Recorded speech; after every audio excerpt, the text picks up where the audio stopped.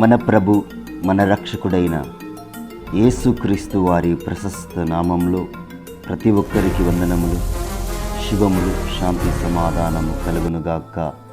ఎబ్రీయులకు రాసిన లేఖ 13వ అధ్యాయం 25వ వచనం. కృప మీ అందరికీ తోడై ఉండునుగాక. ఆమేన్. దేవుని పరిశుద్ధ నామానికి మహిమ కలుగునుగాక. ఈ దినం దేవాతి దేవుడు మరి మనందరితో మాట్లాడుతున్నారు. మరి ఆనాడు ఎబ్రీ సంఘానికి ఒక ఉత్తరాన్ని రాస్తూ పౌలు గారు మరి గొప్పగా ఏ విధంగా ఉండాలో అనే విషయాల మీద చాలా వివరంగా వివరిస్తూ ఏది చేయకూడదు, ఏది చేయాలో ఇలా అన్నీ సంక్షేమంగా వారికి ఉత్తరాన్ని రాస్తూ ఉన్నారు. దేవునికి స్తోత్రం కలుగుగాక.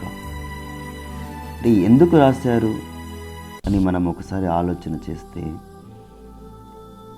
అంటే ఇక్కడ సౌలుగా ఉన్న పౌలు గారు, నేను హింసకుడను, దూషకుడను, హానికరుడై ఉన్నాను, సంఘాన్ని హింసించాను, యేసు నామాన్ని నేను భరించలేక ఉన్నాను అని ఒక రకమైన ఆలోచన కలిగి జీవిస్తున్న వ్యక్తిగా ఉన్నారు.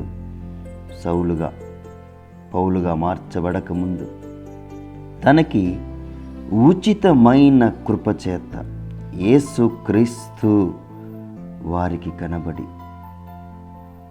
నువ్వు హింసిస్తున్న యేసును నేనే అని ఇక్కడ గొప్ప మాటను పలికారు. యేసు ప్రభువారు తనతో మాట్లాడి ఉన్నారు.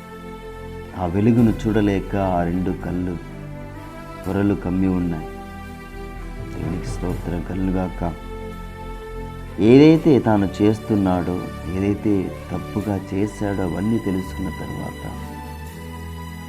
దేవుని సువర్తమానమును ప్రకటిస్తూ, దేవుని యొక్క ఉచితమైన కృప ఎంత అమూల్యమైనదో, ఎంత విలువగలదో, ఎంత శక్తి గలదో, ఎంతటి పాపినైనను సరే దేవుణ్ణి తెలుసుకున్నప్పుడు, యేసు ప్రభువారిని ఎరిగినప్పుడు అదంతా ప్రభువారు తొలగించారు, తీసివేశారు, కొట్టివేశారు, తన రక్తము చేత శుద్ధిపరిచి ఉన్నారని తెలుసుకుని గొప్పగా లేఖనాలు రాసి ఉన్నారు. ఇక్కడ పౌలు గారు లోతైన మర్మాలతో కూడుకున్న విషయాలను తెలియపరిచి ఉన్నారు. దేవునికి మహిమ కలుగుగాక.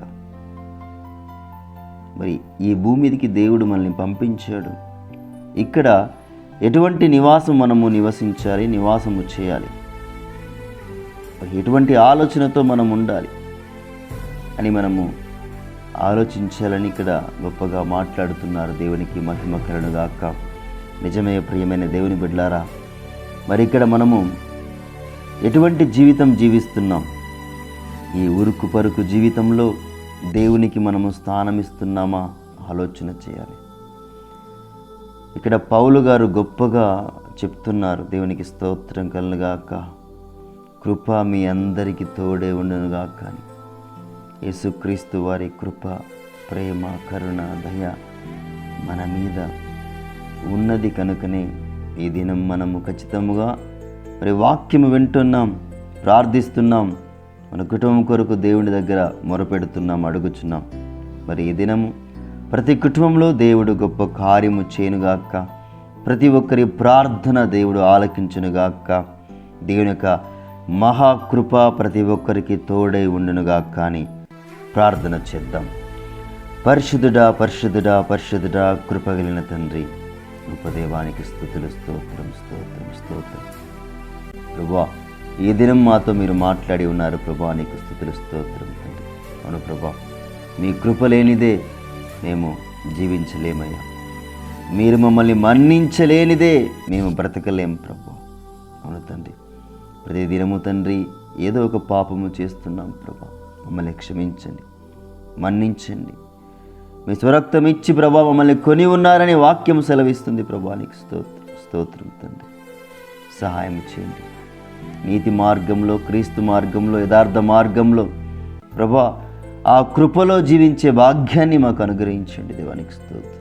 ఎందరైతే ఈ దినము తండ్రి ప్రార్థిస్తున్నారో, మిమ్మల్ని గోజాడుతున్నారో, అడుగుచున్నారో ప్రభా, కుటుంబ పరిస్థితుల్లో, ఆర్థిక ఇబ్బందులతో, ఆర్థిక పరిస్థితులతో, అనారోగ్య సమస్యలతో ప్రభా ఎవరైతే బాధపడుతున్నారో, ఎవరైతే నీ సన్నిధికి రాలేక ఇబ్బంది పడుతూ దుఃఖిస్తున్నారో, మొరపెడుతున్నారో ప్రభా, వారికి మీ ఉచితమైన కృప వారి కుటుంబాన్ని ఆవరించునుగా కానీ ప్రార్థన చేస్తున్నాం తండ్రి. నీకు స్తోత్రం.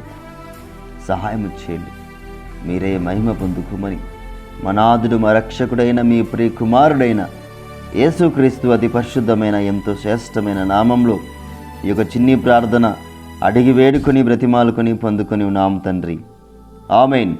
దేవుని పరిశుద్ధ నామానికి మహిమ కలుగునుగాక. దేవుని యొక్క మహాకృప ప్రతి ఒక్కరికి తోడే ఉండునుగాక. Amen. God bless you one and all.